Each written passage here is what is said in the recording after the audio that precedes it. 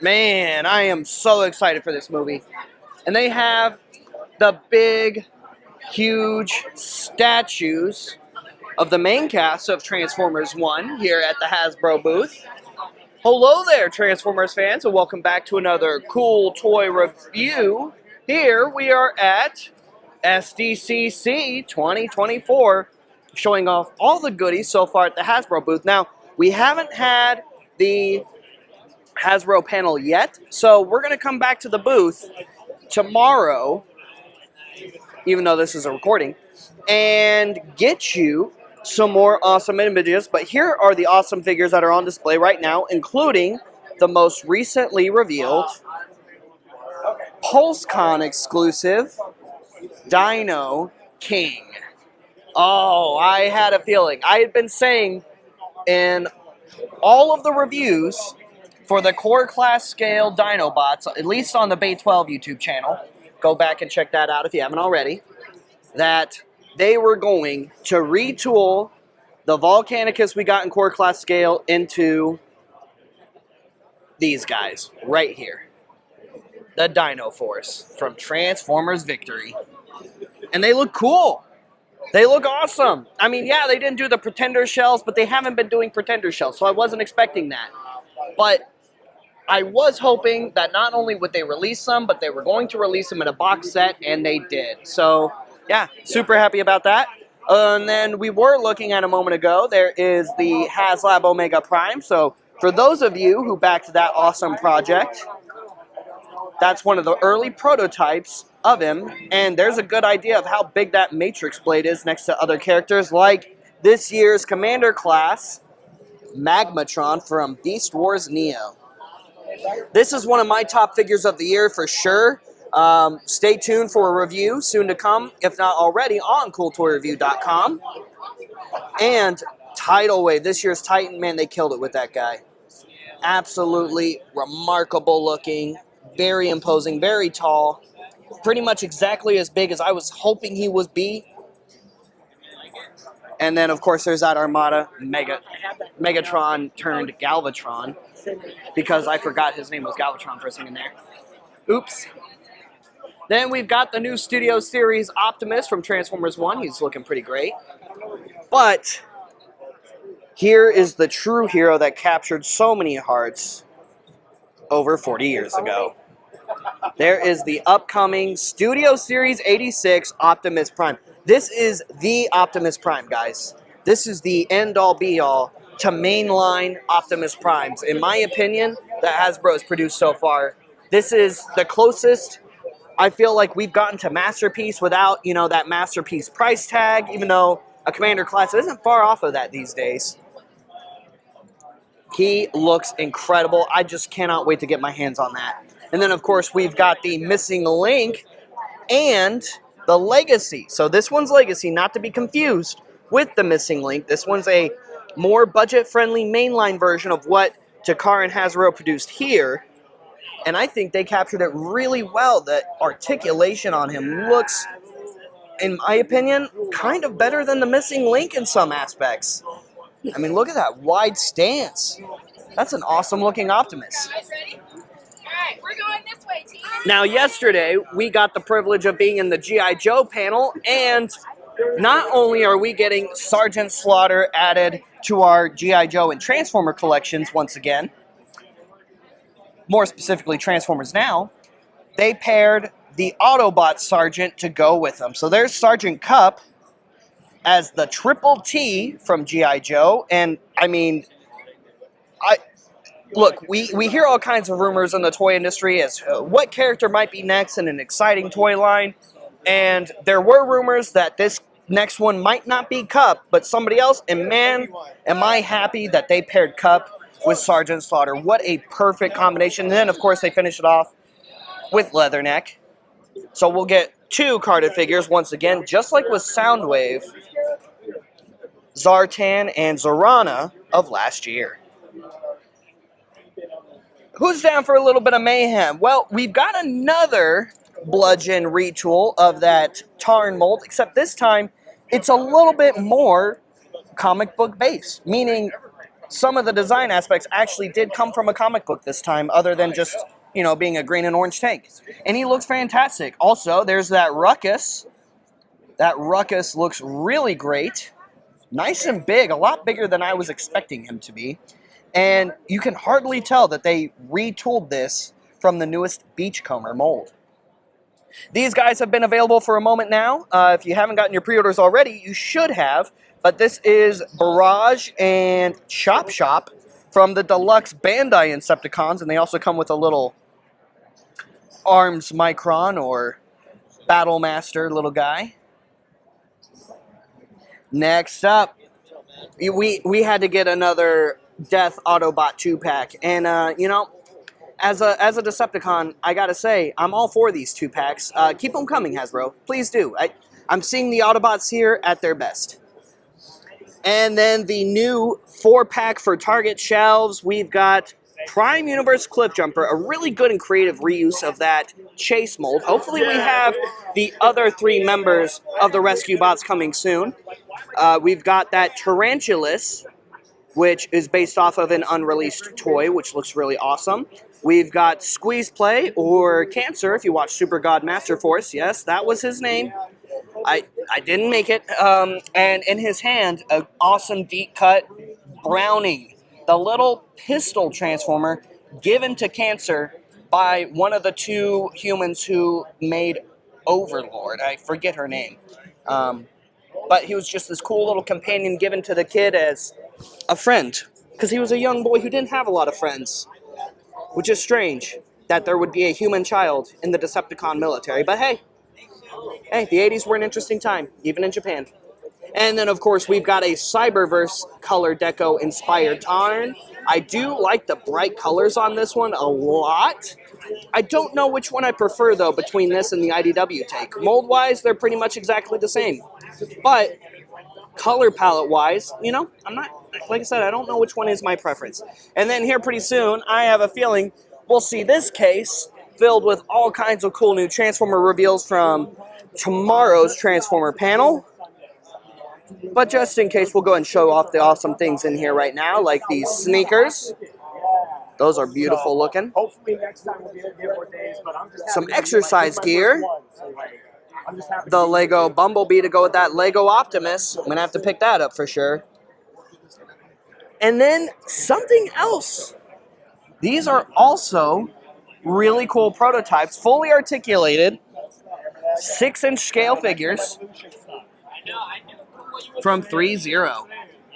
And it's cool to see 3-0 is doing stuff in this scale now too, in addition to some of the other stuff we've seen.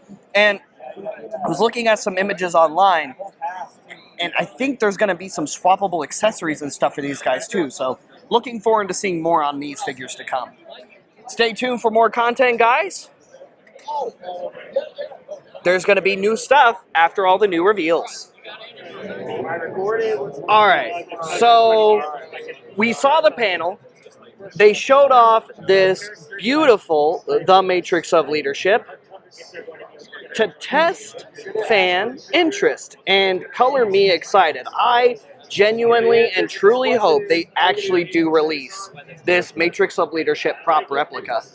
Nate, who I interviewed with earlier, actually gave me the great privilege of letting me hold it in hand. Oh my gosh, guys, the weight on this thing is cool. It lights up. It's gorgeous. It feels awesome. I gotta get this in hand. But also during the panel, they gave our reveal for the Studio Series Megatron to go with Studio Series Optimus for the new Transformers 1 film coming out September 20th at a theater near you. They also retouched on Sergeant Cup, revealed at the G.I. Joe panel first, as well as touching on the official reveal, exclusively on Amazon, of the Doom and Destruction, Bludgeon, and Ruckus 2-pack. And then they dazzled us with the next crossover figure. It's Kit, or Agent Knight? Very interesting that this Autobot would take on the name of Agent Knight, but very cool at the same time. And it has working electronics. I got to play with it too, and I can't wait to get mine. Also, gamer fans, another installment from War for Cybertron is coming very soon. We're getting Ratchet. Now, some might say they probably would have rather had Ironhide first, but honestly, Ratchet was playable before Ironhide in War for Cybertron, so I'm kind of happy that we finally have, or will soon have, the first Autobot team that was playable in War for Cybertron, which was originally Optimus Prime, Bumblebee, and Ratchet. Of course, they also talked about some of the other reveals, like the PulseCon exclusive Dino King, hashtag called it. Talked about the SDCC exclusive Officer Orion packs and Gladiator Megatron, because last year we got Minor Megatron and Clerk Orion packs. Well, now we have Orion in his bigger and beefier form. He looks really good. I'm very excited about this figure. Stay tuned for the reveal of that 2-pack on a cool toy review near you. I'm just really happy because, like, probably they're doing Cosmos. And that's pretty much it for the reveals this weekend. Lots of awesome pipeline reveals, guys. Stay tuned for all that footage and images from the con. We'll see. Hello there, Transformers fans, and welcome back to another cool toy review interview with our friends on the Transformers team at Hasbro. So, this weekend at SDCC, you guys revealed some really killer new stuff, as well as showcasing some new toys that have been recently revealed, but also, you brought some friends with you, I see. Little friends. Yeah. That's all. On loan from Paramount at the moment. To celebrate, obviously, the new Transformers 1 movie in theaters September 20th. I hope everybody gets to go out and check it out. I know I, for one, am very excited for September 20th. When I saw the first trailer for the first time, I mean, it's the movie I've been waiting for set on Cybertron, because having the war on Earth has always been cool. That's always been the big focal point. They always end up on Earth for some reason, whether Earth is Unicron or whatever else. But this movie is, for the first time ever, entirely set on Cybertron. You are correct. And what kind of challenges come with designing characters for just Cybertron? Because we've done it a few times. Going all the way back, starting with Generation 1. Yep. Marvel Comics did it one way. They did. Animation did it another. You guys have picked up on the toys on the animation side recently, revealing a upcoming re-release during your pipeline reveals last night for the UFO Bumblebee once again, Origins Bumblebee. For those of you back at home who may have missed out on that because, well, some of you weren't sure what Wheeljack were coming out or not. I had a feeling he was. The second you guys announced Bumblebee, I was like, okay. Maybe. We made you wait for a while because we did Jazz after that. You did make us wait, but it was worth the wait. Yeah. Mark killed it. But part of the reason why I saw it coming was because as you guys have been slowly checking off the list of the Generation 1 roster over the past few years, you guys have also started checking off the list of variations of the characters within Generation 1 as well, from not just Bumblebee, like y'all did with the Netflix Bumblebee, but then y'all also did Goldbug a little bit after that, and now we also have Origins Bumblebee and Origins Bumblebee again for those of you who picked up Wheeljack and missed him the first time, like I said earlier, which is awesome, because that Wheeljack is, hey, I it's hesitate a feat to of say, engineering, practically perfect. Yeah. I mean, from the blast shield, the spinning blades to cut through the flames from Hot Link, and the ramp, and Bumblebee actually fits inside. I mean, you got to fold his wings up, but let's be practical. He also has storage for the energon rods and everything else. Yeah, it's a fantastic. Mark and Yuya-san, they killed it. So, when did that start? When did you guys start having the conversation of, why don't we do these Cybertronian alt modes for the beginning of the Transformers? So that definitely started with our capsule program for the Buzzworthy Bumblebee. We wanted a Bumblebee representation that was unique, that hadn't been done before, and it was like, UFO Bumblebee, right? Why not? It made the most sense. Yeah, and whenever we're trying to develop our retailer programs, we try not to do kind of like one-offs. We try to make it, like Ed was talking about, really make an ownable capsule. So you're not going to, for example, so we'll call it the episode 1 capsule. So you're not going to have to hunt here, here, here. So it's like, okay, in this example, Buzzworthy Bumble Target, you have that iconic scene, goodness, first 5 minutes, first 30 seconds of the very, very first episode. So really having that ownable scene. And, we always try to make sure that if we start a collection, that we're going to finish it. We know eventually. That's right. Be patient. Thank you for that caveat. Because we know the gaps that are out there, and we know, whether it's a secret collection or whether it's, Rise of the Beast collection, G1, that we're always doing our best eventually to fill those gaps, because we see the collections online. Like, here's my G1 shelf, here's my Beast Wars shelf, here's my Armada shelf. We had the Wheeljack from Armada last night as we continue to flesh that out. So that was just like a fun story that I don't think a lot of fans ever expect us to actually do. But when we have these iconic characters, we're always looking for meaningful variations that are beyond, a redeco, but something where we're doing a newly tooled, like the UFO, Bumblebee, the Wheeljack, and even the Jazz, to add different iterations, because you can never have enough Optimus Primes, you can never have enough Bumblebees, and so we try to lean into those big characters. So yeah, that's kind of what the impetus behind that is, just new variations, and we try to keep things unexpected, because there's a lot of things like Dino King, probably saw that coming, and that's okay, but also looking at things that are new. Well, speaking to that, going off of different iterations of different characters, let's circle to Optimus real quick as a great example. The past few years, we've seen lots of Optimus Prime releases, but I can't speak for all fans, but I can speak for myself. I'm not tired of it. I am not tired of all the new Optimus Prime releases. Good. Because, I know myself personally, Optimus Prime is a hero. And Evan's Optimus Prime master, so I'm going to make sure he takes this one first. And I was talking to you about this yesterday.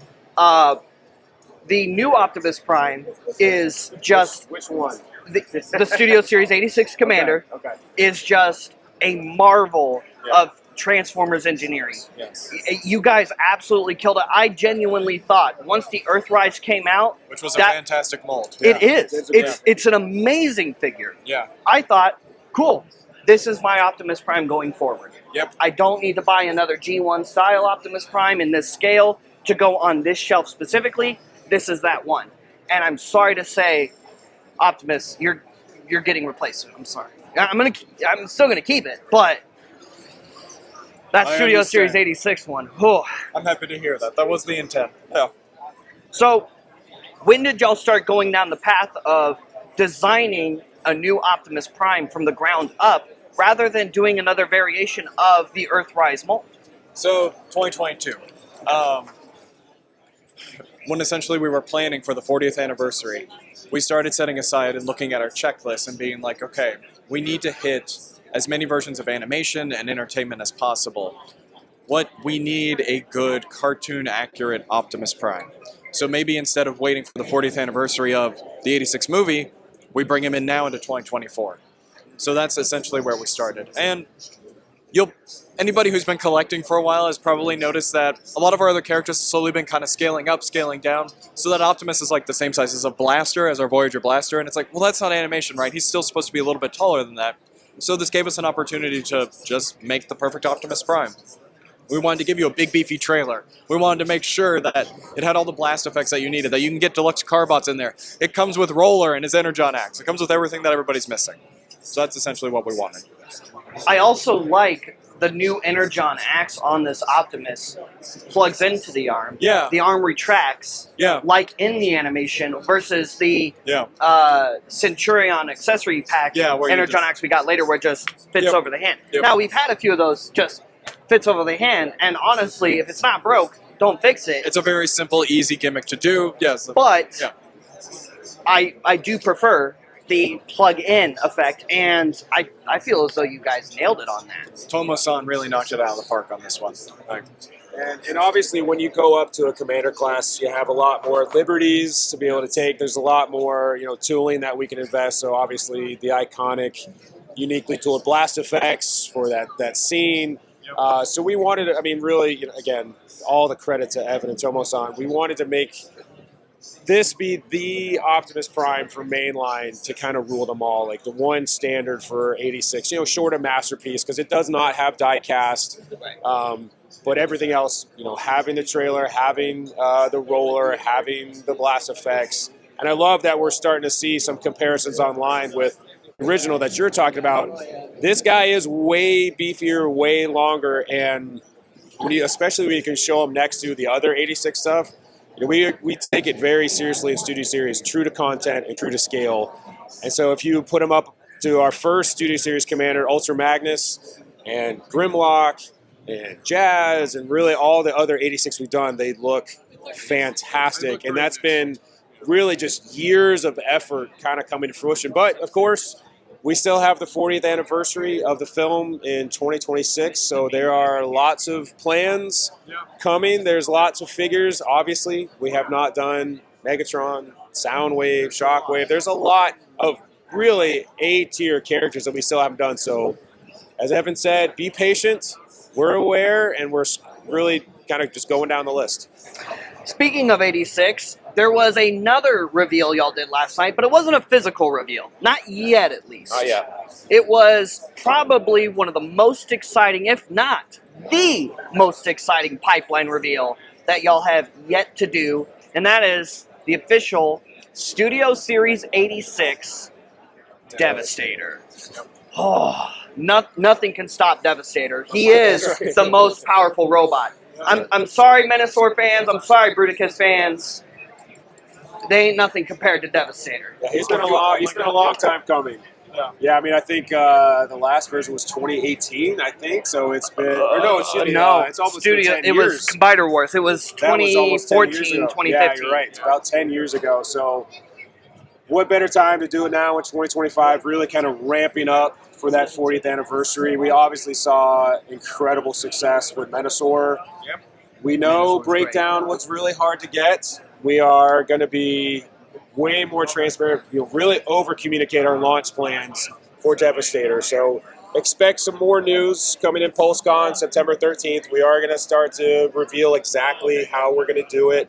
Probably not all of it, but we're going to continue to make sure that you can plan out your 2025 collecting around Devastator. Because I think a lot of people are, all right, so my collecting in 25 starts with Devastator, and then how do I fit everything else in? So we're going to make sure that you know when the figures are coming, what they are, price points, where you can get them. And again, these are not going to be exclusives. They're going to be available anywhere that you can find Transformers. But they're going to be done in that 86 style, which I think everyone has been like, oh my gosh, what are you going to do Devastator? But I'd love, Evan, if you want to kind of talk a little bit about the differences between Menasor and Devastator. I think fans are probably really curious on that one.